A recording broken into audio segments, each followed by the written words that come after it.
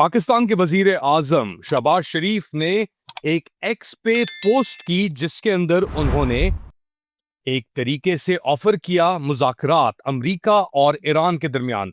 America और Iran के दरमियान और इसराइल के दरमियान जो जंग छिड़ी हुई है वो अब 4 हफ्ते मुकम्मल करने को जा रही है। स्ट्रेट ऑफ हॉर्मुज़ अभी भी बंद है एक तरीके से, और बैनुल-अक़वामी एनर्जी प्राइसेस के अंदर इजाफा होता जा रहा है। फिलिपीन से लेके पाकिस्तान, पाकिस्तान से लेके चाइना और साउथ कोरिया तक एनर्जी की कीमतों में गैस और पेट्रोल शामिल है, उसके अंदर बहुत इजाफा देखा गया है। और इजरायली बर्बरियत इस जंग के ऊपर डोनाल्ड ट्रंप को कोई एग्जिट या ऑफ रैंप नहीं दे पा रही। इस पूरी सिचुएशन में पिछले कुछ दिनों के अंदर ये अफवाहें चल रही थी कि पाकिस्तान अब एक मीडिएटर के तौर पे अपनी सर्विसेज ऑफर कर रहा है, और ये भी अफवाहें थी कि शायद ईरान और अमेरिका से डेलीगेशंस भी पाकिस्तान आ रही हैं। लेकिन ईरान ने इन सब अफवाहों के ऊपर पानी डाल दिया और कहा कि ऐसा कुछ नहीं हो रहा, हम मुज़ाकरात नहीं करेंगे क्योंकि हम ट्रस्ट नहीं करते अमेरिका को। इसको मजीद समझने के लिए, और क्या पाकिस्तान जिसके अपने अंदर इतने मसाइल चल रहे हैं औरों को क्या सर्विसेज ऑफर कर सकता है, हमें ज्वाइन कर रहे हैं doctor Niaz Murtaza. Thank you so much sir for joining us. आप बहुत एक्टिव रहे हैं पिछले कुछ दिनों में सोशल मीडिया के ऊपर, और आपका कहना है कि जी जिस हुकूमत के पास अंदर इंटरनल इतने मसाइल और लेजिटिमेसी के इश्यूज चल रहे हैं, वो और मीडिएशन एफर्ट्स को क्या लेजिटिमाइज कर सकती है? क्या कहेंगे इसके ऊपर आप? जी, अगर आप इंटरनेशनल रिलेशंस का लिटरेचर उठा के देखें, of course I am an academic as you know, तो मैं इन चीज़ों को पढ़ता रहता हूँ। तो उसमें जो अच्छे मीडिएटर्स हैं ना, उनके 3-4 ट्रेड्स बताए जाते हैं। एक तो ये कि जी उनका ट्रस्ट हो दोनों पार्टीज़ का, न्यूट्रैलिटी और ट्रस्ट, एक तो ये फैक्टर हो जाता है। दूसरा जो फैक्टर होता है कि जी कुछ उनकी क्लाउट हो दोनों पार्टीज़ पे, कि एक तो वो नेगोशिएशंस के दौरान उन पर प्रेशर डाल के उनसे दोनों से कंसेशंस ले सकें बराबर के, और फिर जब एक दफ़ा एग्रीमेंट हो जाए तो दोनों को लाइन पे रखें कि वो उस एग्रीमेंट को फॉलो करें।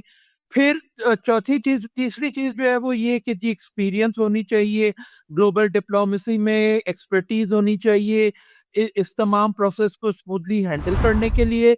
और फिर ये कि आपका जो अपना क्रेडिबिलिटी होती है, वो आपकी अपना जो इंटरनल पॉलिटिकल स्टेबिलिटी है, लेजिटिमेसी है, उससे भी बहुत फ़र्क पड़ता है। अब जो ये 3 नाम आए हैं ना, पाकिस्तान, इजिप्ट और टर्की, तो उनका अगर आप एक्रोनिम देखें तो बड़ा दिलचस्प है, वो बनता है पेट। तो अब सवाल ये है कि ये किसके पेट हैं?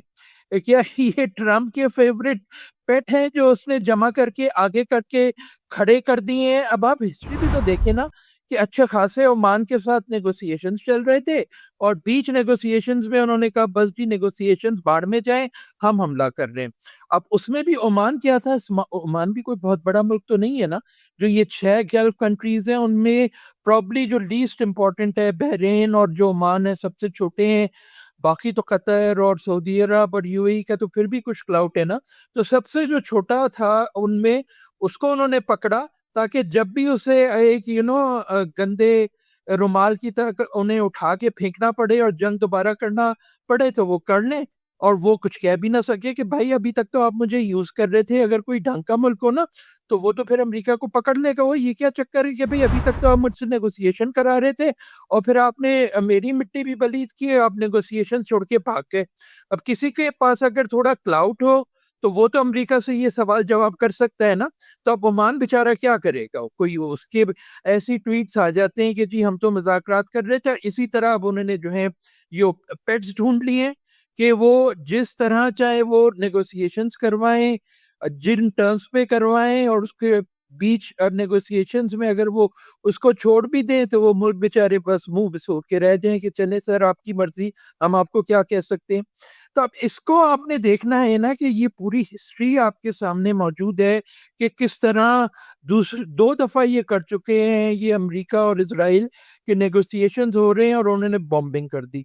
अब आपको क्या आप गारंटी दे सकते हैं ईरान को? ईरान की एम्बेसी का इस्लामाबाद में ट्वीट आया है जो कि मैंने फॉरवर्ड किया है, शायद आपने देखा हो, कि वो साफ कह रहे हैं कि वो जी हम में तो इस पे ट्रस्ट ही नहीं है। हो सकता है ये मैसेज वो अपने होस्ट को भी दे रहे हैं, जो आगे आगे जो शहबाज शरीफ साहब ने मैसेज देखा भेजा है कि हम तैयार हैं, कि भाई तुम्हारे पास क्या गारंटी है कि इस दफ़ा अमेरिका, क्या तुम हमें वो गारंटी दे सकते हो? किस तरह पाकिस्तान ये इंश्योर कर सकता है, जो मुल्क जो अमेरिका की एड पे, आईएमएफ की एड पे डिपेंडेंट हो, वो अमेरिका से किस तरह ये गारंटीज लेगा कि भाई तुम बीच नेगोशिएशंस में दोबारा भाग के हमला नहीं कर दोगे, या अगर अग्रीमेंट हो भी जाता है तो तुम उसको बाद में तोड़ोगे नहीं? तो ये सारे सवालात है ना। अच्छा, ये तो एक उस हद तक कि जी आप प्रॉपर एक मीडिएटर बन भी सकते हैं या नहीं। फिर दूसरा आप देखें कि इसका आपके डोमेस्टिक पॉलिटिक्स और ह्यूमन राइट सिचुएशन पे क्या असर पड़ेगा। Everything is interconnected. ये कोई बिल्कुल कंप्लीटली डिफरेंट साइलोज नहीं है कि जो पाकिस्तान एक्सटर्नली कर रहा है उसके इंटरनली हालात पे कोई असर ही नहीं पड़ेगा। पाकिस्तान एक्सटर्नली एक्टिव इसलिए होता है ताकि ये इन जैसे मुल्कों की उसे सपोर्ट मिल जाए, और फिर अंदर वो जो चाहे करे, ये मुल्क उसको रोके ना टोके। ठीक है ना? तो ये मकसद है हमारी हुकूमत का तमाम इन बड़े-बड़े मुल्कों के साथ घिरने का, कि जी फिर जो है उनको आप राम कर लें, और उसके बाद अंदर जो आपका दिल चाहे, जो एट्रोसिटीज़ जो कि ऑलरेडी हो रही हैं, आप उनको बढ़ा लें, और उसके बाद जो है कोई फिर कुछ नहीं होगा। अब ये पाकिस्तान की हिस्ट्री में दूसरी दफ़ा हो रहा है जब पाकिस्तान इतना बड़ा यानी ग्लोबल नेगोशिएशन में हिस्सा लेगा। पहली दफ़ा कब हुआ था? 55 साल पहले 1971 में, जब चाइना और पाकिस्तान के दरमियान चाइना और अमेरिका के दरमियान पाकिस्तान ने जो है ना नेगोशिएशंस कराए थे।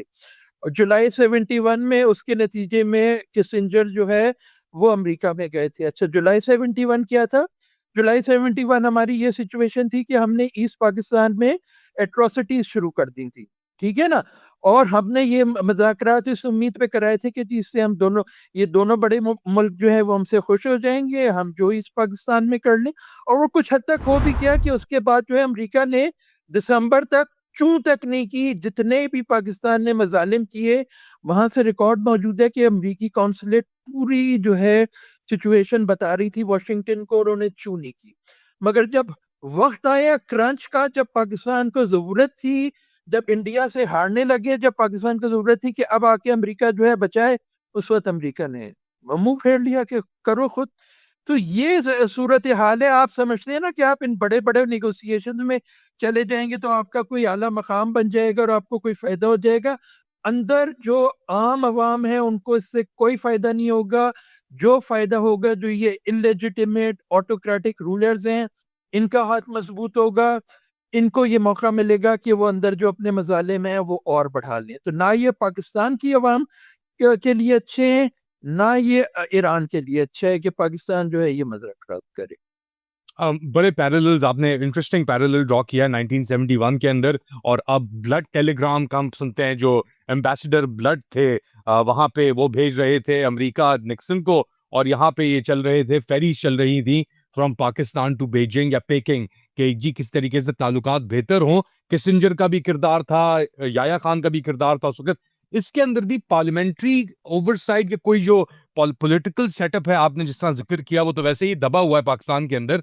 अभी भी कोई जो मुज़ाकरात हो रहे हैं या जो एक सिचुएशन पैदा हुई हुई है पाकिस्तान के लिए, कोई भी पॉलिटिकल एंगेजमेंट नज़र नहीं आ रही है इसके अंदर। इसकी क्या वजह है?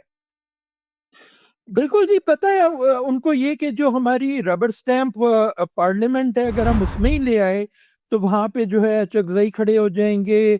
बाकी जो फायर ब्रांड एक दो हैं अपोजिशन के वो खड़े हो जाएंगे, तो हमारी बेइज्जती हो जाएगी। तो ये तो मुश्किल से 4-5 ऐसे लोग होंगे जो जिनको पता होगा कि क्या हो रहा है। जो सीनियर मिनिस्टर तक होंगे ना, उनको भी नहीं पता होगा कि जी अंदर खिचड़ी क्या पक रही है। बस जो 5, 6, 10 लोग होंगे बिल्कुल ही क्लोज़, बस वो जो है सारी चीज़ें मैनेज कर रहे होंगे और वही सारे फैसले कर रहे होंगे। फाइनली अभी ये खबर बस चली ही थी, और इंटरनेशनल मीडिया के ऊपर भी पकड़ी गई, लोकल मीडिया के अंदर भी, और ये जो अहलकार हैं इस निज़ाम के, वो जश्न मनाना उन्होंने शुरू कर दिया कि जी पता नहीं पाकिस्तान की अहम किरदार, पाकिस्तान का रोल, ये वो सब कुछ।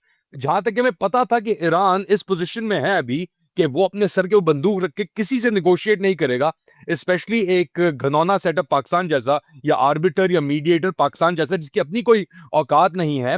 ढंढोरा मगर पीटना शुरू हो गया था कि पाकिस्तान बस जीत गया, चैंपियन हो गया पाकिस्तान खित्ते के अंदर, दुनिया के अंदर। उस पे कुछ बताएं।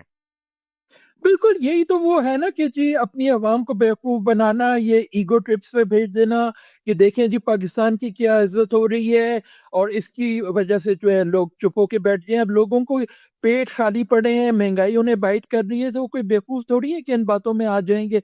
अब वो शर्म अल-शेख में एक वो मच गया था कि जी सिर्फ़ एक शहबाज़ शरीफ को जो है ट्रंप ने बुलाया तकरीर करने, और वो क्यों बुलाया था? उसे पता था पूरे हॉल में एक शहबाज़ शरीफ है जो मक्खन लगा देगा बगैर किसी शर्म के, वो उसने अपना काम कर दिया।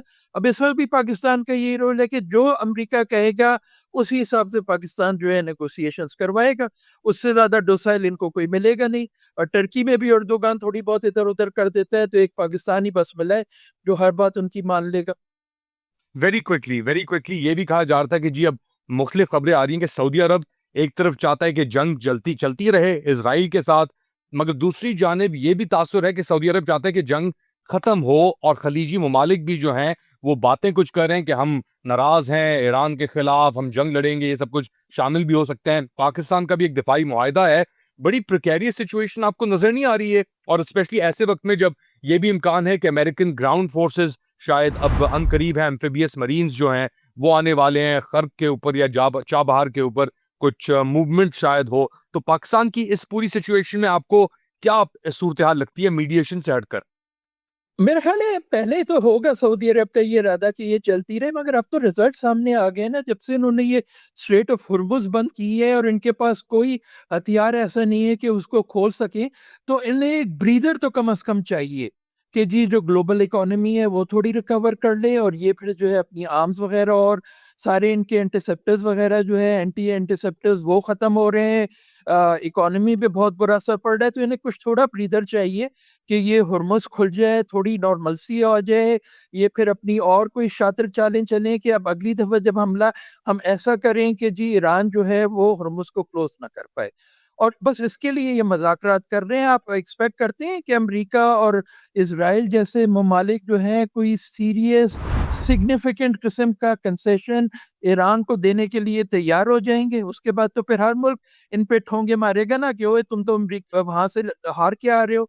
तो ये इन्हें थोड़ा-सा ब्रीदर चाहिए, और उनके लिए पाकिस्तान उनको मिल गया है कि जी तुम थोड़े से मुज़ाकरात करवाओ, हुर्मुज़ खुलवाओ, उसके बाद हम जो करेंगे हमारी मर्ज़ी।